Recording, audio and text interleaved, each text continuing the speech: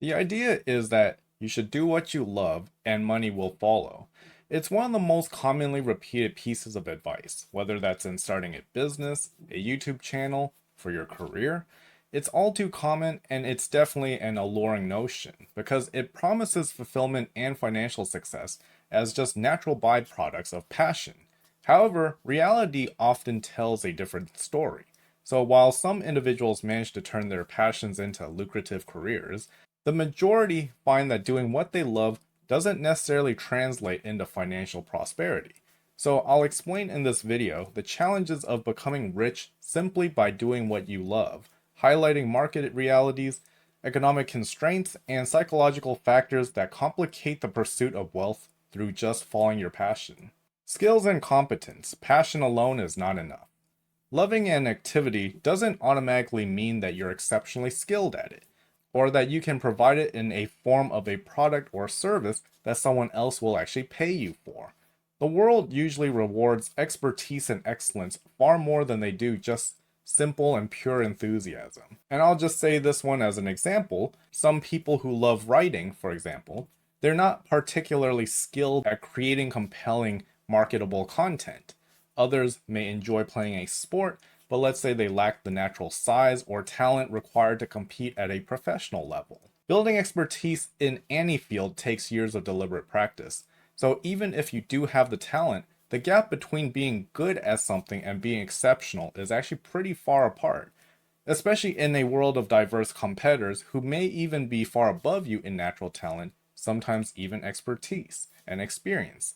So, passion can give you that motivation and energy, but without the skill, experience, something to help you stand out in a sea of competition, the chances of financial success can actually be quite low.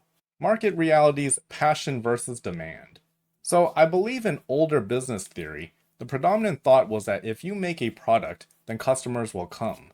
Nowadays, the most recent theory is that you must identify the customer segment and then create and sell them a product that you think they will love.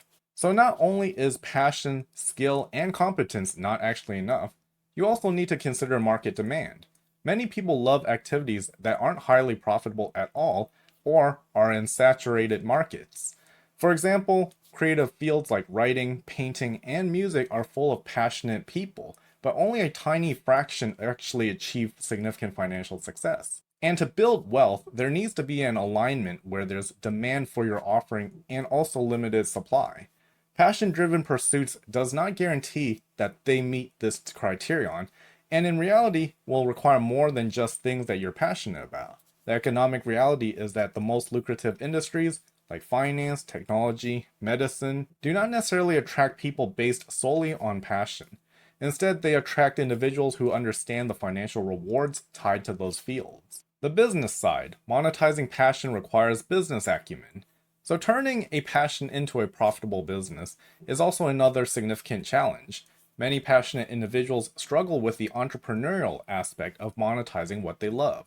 For example, a skilled chef may love cooking, but they struggle with restaurant management, customer acquisition, and financial planning. You see this commonly with experts who are good at their craft and want to start a business, where they end up partnering with a business minded individual or business manager slash CEO who then hires the relevant experts to run and build that business. So, business acumen can be the difference between whether your passion stays a hobby or turns into a business. The pay versus effort disparity. Even when people successfully turn their passion into a job, there's still the question of whether they can turn it into a business. Because a job is great and all, but you're still trading your time for not all that much money. And many passion driven fields demand extensive time, effort, and emotional investment while offering modest financial returns. In this case, you can consider teachers, social workers, or nonprofit employees. Many enter these fields because they're passionate about making a difference. However, these industries are not known for their high salaries, despite the immense effort involved. Similarly, independent artists and musicians may spend years perfecting their craft only to struggle financially due to inconsistent income streams and undervaluation of their work. Or even online content creators. You can spend 20 hours a week building a channel on a topic that you love and end up making a few $100s, maybe nothing at all, But even a part-time job at McDonald's would pay more than that. So in reality, doing what you love is going to require a decision from you, probably a trade-off where you have to make less money in order to do what you love. Someone who loves painting may spend years trying to make a career out of it, while another individual who pursues finance or engineering can achieve financial stability much earlier. Many wealthy individuals accumulate their wealth by prioritizing financial opportunities over personal passions. So they choose careers in high income fields, they also invest their money wisely, and later they use that wealth to fund their passions on their own terms. In contrast, those who focus on doing what they love may end up finding themselves in financial hardships, unable to retire early or invest in opportunities that could have provided long term financial freedom. The supply problem: too many people doing the same thing. Put everything together, and let's say you're passionate, skilled, competent, have business acumen, and that's still sometimes not enough because competition. As I mentioned a little bit earlier, this planet has so many billions of people and also tons of competitors. Maybe some who are still better than you in certain ways, or maybe even every way.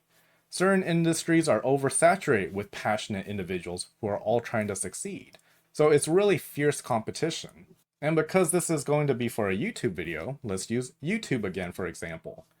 Many people love gaming, travel, or discussing personal finance, but only a small percentage of content creators manage to generate significant income. The competition is immense, and platforms usually favor those who already have an audience. So that means players who have entered in earlier probably have the advantage, since they swept up the market share. Do what you love can work, but if only it were that easy. While the idea of getting rich by doing what you love is quite appealing, it's just not very realistic for many people, or even most people.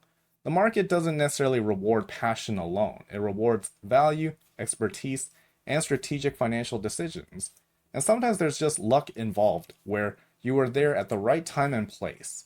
Because there's already too many examples of passion driven careers that are just oversaturated, underpaid, and unstable, which makes turning that into money something quite difficult. Now, the most practical approach I would think of, that I would suggest, is to strike a balance. Pursue work that offers financial security while integrating your passions in a way that doesn't jeopardize your financial well being. This might mean choosing a lucrative career that allows for passion projects on the side, or finding ways to leverage skills in a way that aligns with the market's demand. And ultimately, wealth is built through financial literacy, market alignment, strategic decision making, luck, and not just by doing what you love. Those who understand this reality can create a path that both balances financial success and personal fulfillment. Thank you for watching, and please subscribe.